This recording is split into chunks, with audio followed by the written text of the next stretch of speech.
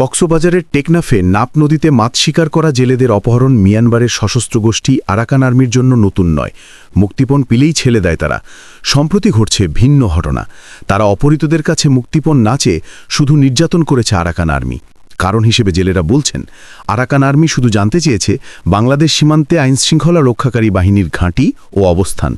পার্বত্য অঞ্চলেও আরাকান আর্মির ঘাঁটি তৈরি করা হয়েছে বলে ফিরে আসা একাধিক জেলে স্বীকার করেন এবং আরাকান আর্মির সদস্যদের পরিবার বাংলাদেশে থাকে বলে জানান জেলেরা। ওরা বলতেছে ওদের থাকো, আমাদেরকে ছেড়ে দেওয়া হবে, ওদের অনেক জিজ্ঞাসাবাদ আছে।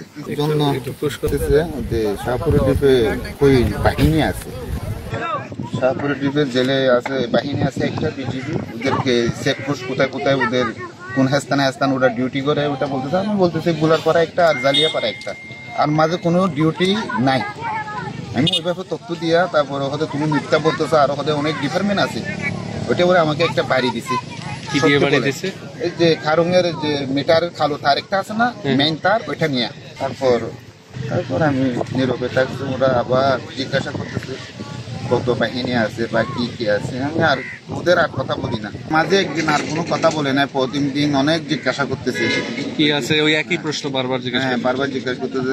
এই বড় একটা আসতেছে মুন্ডু থেকে, উনিও প্রায় যেদিন আমাদেরকে ধরে নিয়ে গেছে ওই দিন প্রায় 7:30টার দিক হবে, অনেক কথা বলতেছে, কিন্তু আমরা একই কথাই আছি। তাহলে কি আরাকান আর্মি কক্সবাজার ও পার্বত্য অঞ্চল ঘিরে কোনো নীল নকশা করছে? এমন প্রশ্ন উঠছে স্বভাবতই। এক জেলে বলছিলেন, সীমান্তে নীল যাওয়ার কয়েক ঘণ্টা পর আরাকান আর্মির ঊর্ধ্বতন এক কর্মকর্তা বাংলায় আমাদের সীমান্তে আইনশৃঙ্খলা বাহিনীর অবস্থান সম্পর্কে জিজ্ঞাসা করতে আসেন। তারা আমাদের আইনশৃঙ্খলা বাহিনীর সদস্যদের সংখ্যাও জানতে চান। তারা জানতে চান বাংলাদেশের সীমান্ত এলাকায় কোন কোন জায়গায় আইনশৃঙ্খলা বাহিনীর ঘাঁটি বা অফিস রয়েছে এবং বাংলাদেশের আইনশৃঙ্খলা বাহিনী কোন ধরনের অস্ত্র ব্যবহার করে। এসব তথ্য দিতে অস্বীকার করায় তার উপর অমানসিক নির্যাতন চলে বলে জানান তিনি।